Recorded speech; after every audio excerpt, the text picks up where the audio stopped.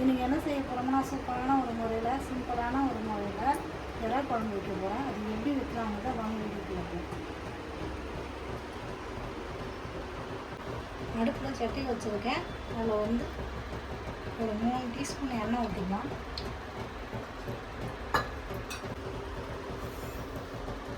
ஒரு அரை டீஸ்பூன் அளவு கடுகு போட்டுக்கலாம். ஒரு 4 பல் பூண்டு எடுத்து தோலோடு நசுக்கி வச்சுருக்கேன். இப்போ இந்த பூண்டு பல்லை போட்டுக்கலாம். பெரிய சைஸ் வெங்காயம் ஒரு 4 வெங்காயம் கட் பண்ணி வச்சுருக்கேன். இப்போ இந்த வெங்காயத்தையும் அதை போட்டுக்கலாம். கருவேப்பிலை அதை போட்டுக்கலாம்.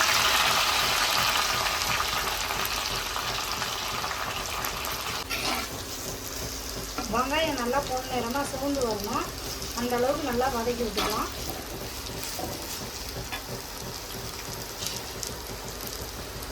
வதக்கிட்டு இருந்தோம். இப்போ இந்த இறா குழம்புக்கு தேவையான குழம்பு நம்ம கூட்டிக்கலாம். இப்போது ஒரு சின்ன நெல்லிக்காய் சைஸில் புளி கரைச்சி வடிகட்டி வச்சுருக்கேன். 1.5 டீஸ்பூன் குழம்பு மிளகாத்தூள், வீட்டில் அரைச்ச குழம்பு மிளகாத்தூள். இப்போ அதை போட்டுக்கலாம்.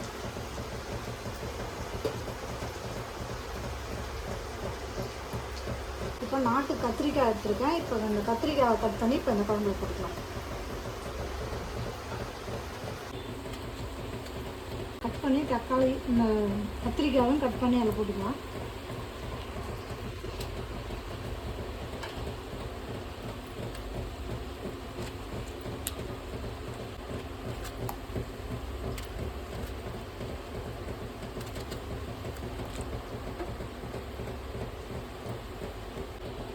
உருளைக்கிழங்கு நல்லா தோல் சீவி எடுத்துருக்கேன். இப்போ இந்த உருளைக்கிழங்கையும் இதில் கட் பண்ணி போட்டுக்கலாம்.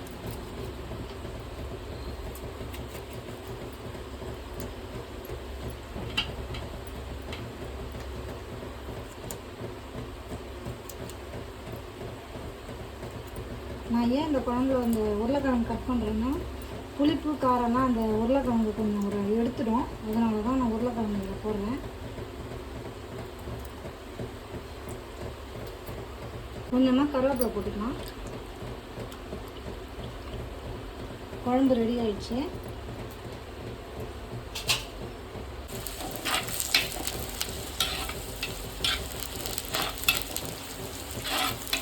வெங்காயம் நல்லா வதங்கி வந்துடுது.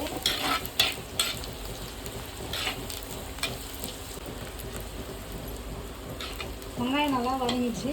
1 டீஸ்பூன் அளவு வெறும் மிளகாத்தூள் இப்போ இந்த குழம்பு எண்ணெயில் போட்டுக்கலாம்.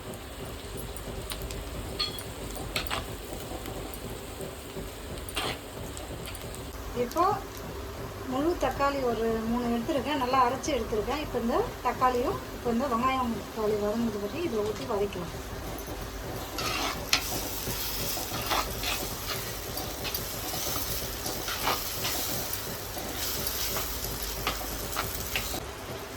ஒரு டீஸ்பூன் அளவு மஞ்சள் தூள் போட்டுக்கலாம். தேவையான அளவு கருவேப்பிலை போட்டுக்கலாம். வெங்காயம் தக்காளிலாம் நல்லா வதங்கி வந்துச்சு. இப்போ நம்ம க்ளீன் பண்ணி வச்ச இறாவை நல்லா தண்ணி இல்லாமல் ஒட்டை பிழிஞ்சிட்டு அதை சேர்த்துக்கலாம்.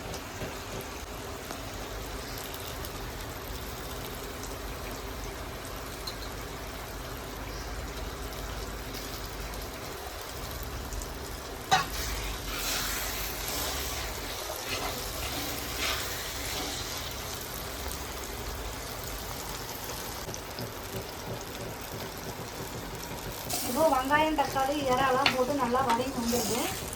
இன்னும் கொஞ்சம் நல்லா வதங்கணும். வதங்கி வந்துட்டோம்னா நம்ம குழம்பு கரைச்சல் ஊற்றிக்கலாம்.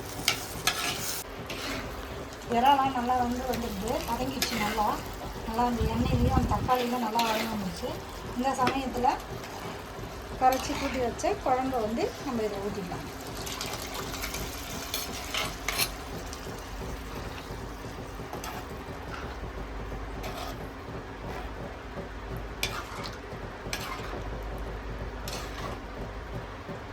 நமக்கு தேவைன்னா கொஞ்சமாக தண்ணி சேர்த்துக்கலாம்.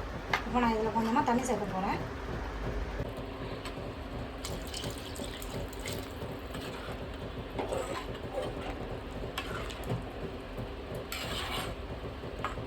இப்போ ஒரு 1/4 மணி நேரம் நல்லா மூடி போட்டு நல்லா கொதிக்க விடலாம்.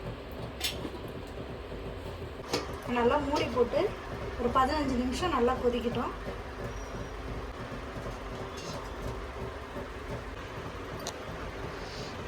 இப்போ 15 நிமிஷம் ஆயிடுது. எண்ணெயெல்லாம் திரிஞ்சு நல்லா வந்துருக்கு பாருங்க. இந்த பக்கத்துக்கு வந்தோன்னா நம்ம அடுப்பு ஆஃப் பண்ணலாம். காயெல்லாம் நல்லா வந்துடுது. இப்போ அடுப்பு ஆஃப் பண்ணலாம். அது மேலேயே கொஞ்சம் கருவேப்பிலை போட்டுக்கலாம்.